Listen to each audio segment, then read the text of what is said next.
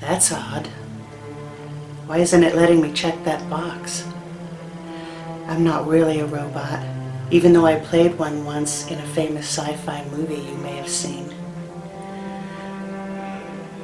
I'm Sean Young, the actress, and I'm not an android or a replicant either, I swear. No, if you really want to learn more about artificial intelligence, augmented reality, and the Internet of Things, you'll have to catch this upcoming edition of Soft Ingenuity podcast hosted by Bob Jelinas. Oh, and in case you were wondering, yes, I do sometimes dream of electric sheep.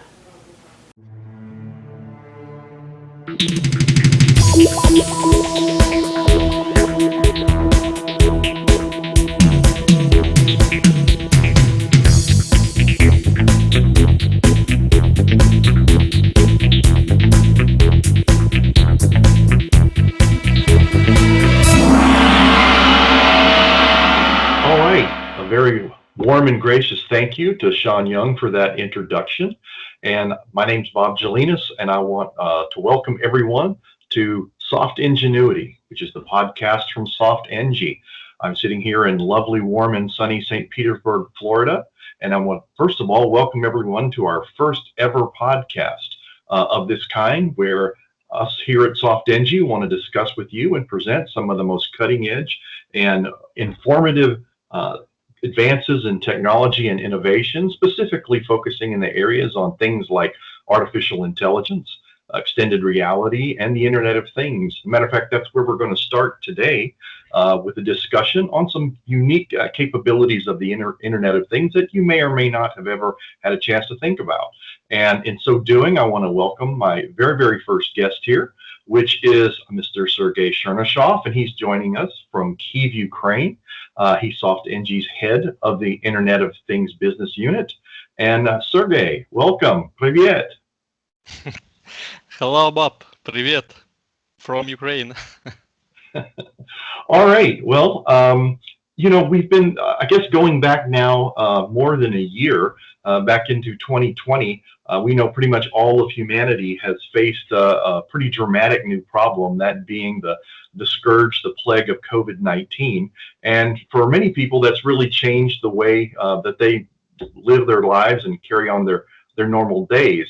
So I guess the big question on the table right now, hoping you can answer for us, is can the Internet of Things actually make people's lives safer in the world of COVID?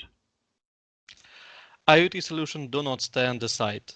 Given the fact that IoT is an inherently a solution, but on sensor to monitor and analyze condition and activity, the IoT market today can offer many solutions that can help reduce the spread of coronavirus. Also, as well as they monitor the condition of people who may have catched the coronavirus, or just monitor the general state of people's health. For example, heart rate and activity sensors, speedometers, or oxygen saturation, and anything else, have been used by athletes long before the COVID in sport activities. Today, technologies such as this can be applied to deal with pandemic challenges. But can we be more specific? I mean, what are some of the exact applications that the Internet of Things brings to bear for COVID? Let's start with thermal cameras and non-contact thermometers. Thermal camera are a fairly stable solution that has long been used for different projects. For example, in case of heat loss of houses or security projects, even in hunting. Nowadays, even drones are occupied with thermal cameras. Non-contact thermometers, also a lot of people has at home, have been long used in medicine to quick and accurate determine the temperature of people, infants, and so on. And the non-contact thermometers are used in every store and shopping mall now. But in case of COVID, this technology also had a new application that was not popular before and developed after epidemic, namely temperature control at the entrance to a building or even outside in place where people congregate. Before the COVID, a person who didn't know he or she was sick could come into the office and work a couple of days and spread a less critical virus. This was also a problem because such an employee could infect several people in department instead of just one. And then, for example, 30% of department would go on sick leave.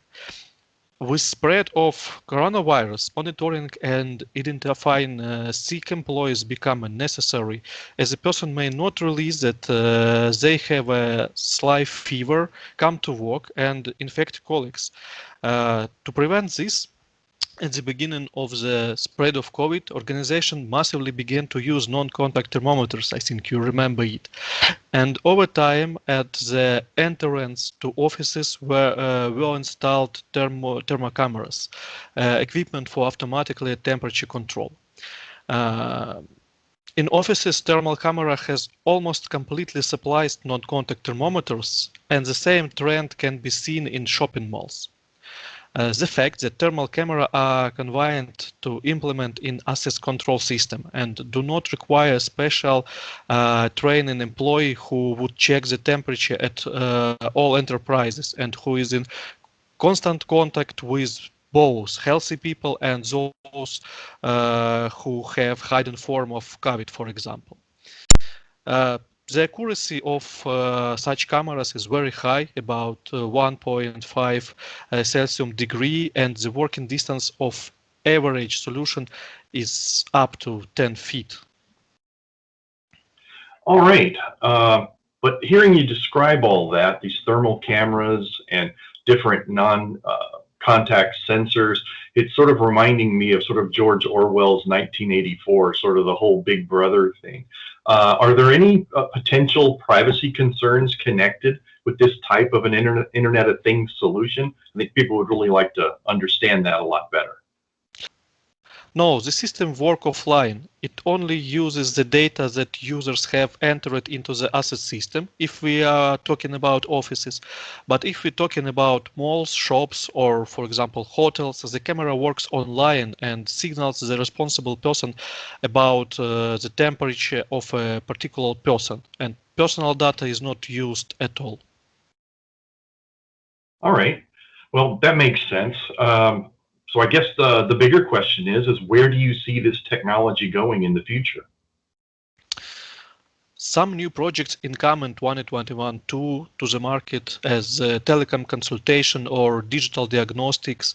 But if we talk about offices, in case of it, the logical development of thermal cameras was to be their introduction into access control system, as I said, as well as a mask detection. Such systems are more efficient. The use of complete products, which is additional to temperature control, can recognize the employees, and the mask removes the need to contact with the check-in person and minimize the contact with the same surface of the follow people. I mean technology when you use RFID cards, yeah, which also reduce the spread of the virus. So the technology combination today offer not just an infrared camera, but ready-made products for the mass market that integrate into access control system, which control the PES system, detect people with a fever, and can control mask. And this solution, thanks to existing technology, appeared on the market not after waiting for years, yeah, but in just a couple of months after the market really needed. So this approach intersects with the ideology of our company.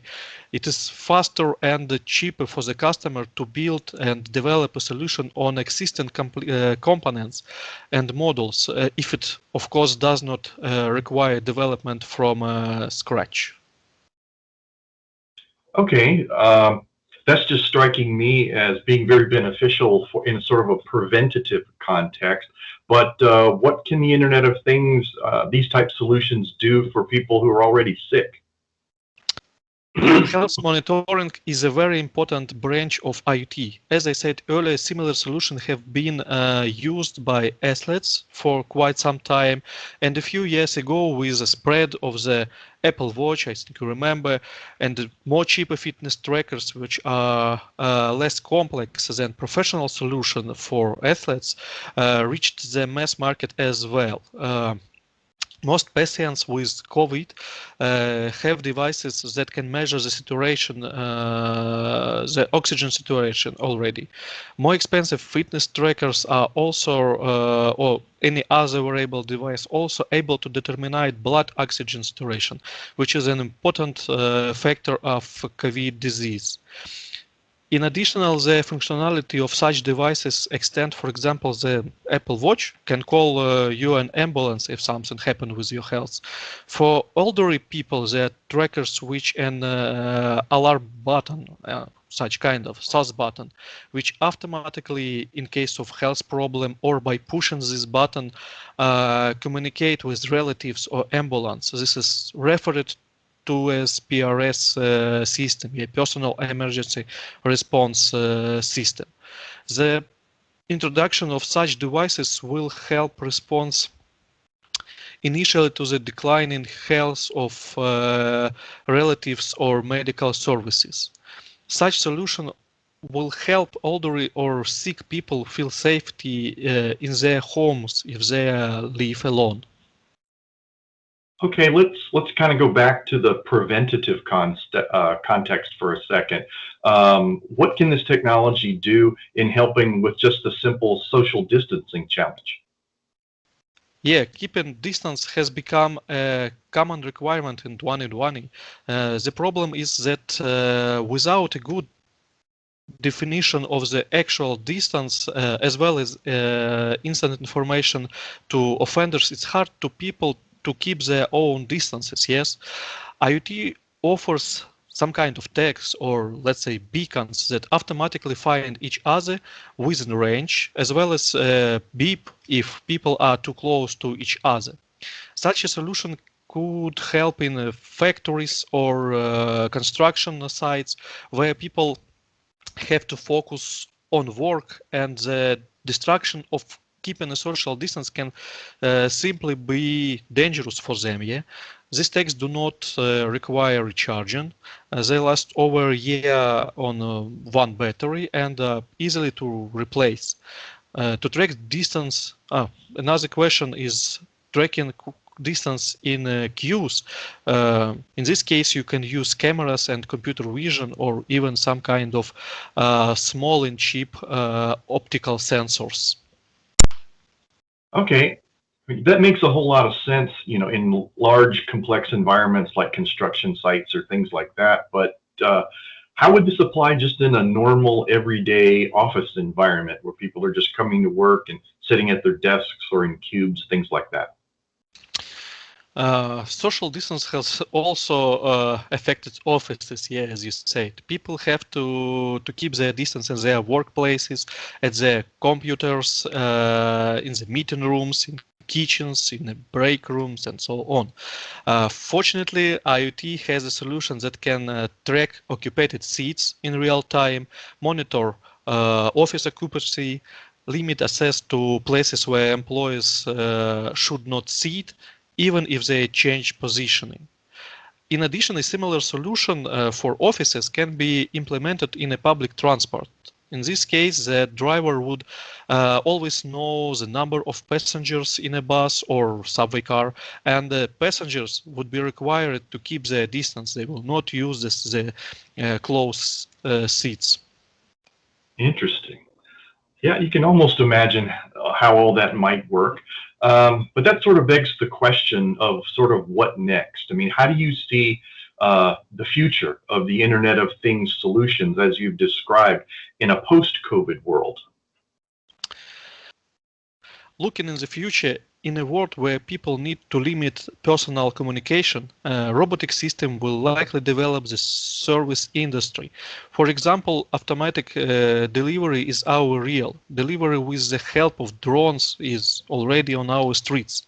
Systems that will replace waiters are in the near future, and this technology are already being tested in mass. You know, there are already special bars with robotic waiters. Robots, drones will play an important role in the fight against COVID. For example, soon the development of autopilots, self-driving and autonomous vehicles will allow the mass use of autonomous cabs without drivers at all. Drone will be able to monitor the temperature of people at mass street events and quickly and drone will be able to monitor the temperature of people at mass street events and quickly identify sick people. The IoT also provides the able to obtain and analyze information on a global scale, which will make it possible to predict virus outbreaks based on historical and online data. Wow. All right, Sergey. Well, thank you so much for sharing all that with us. We're about out of time here. I do want to thank you for helping us get a better understanding of how the Internet of Things can potentially play an important role, an important part in our new world based on the realities of our pandemic.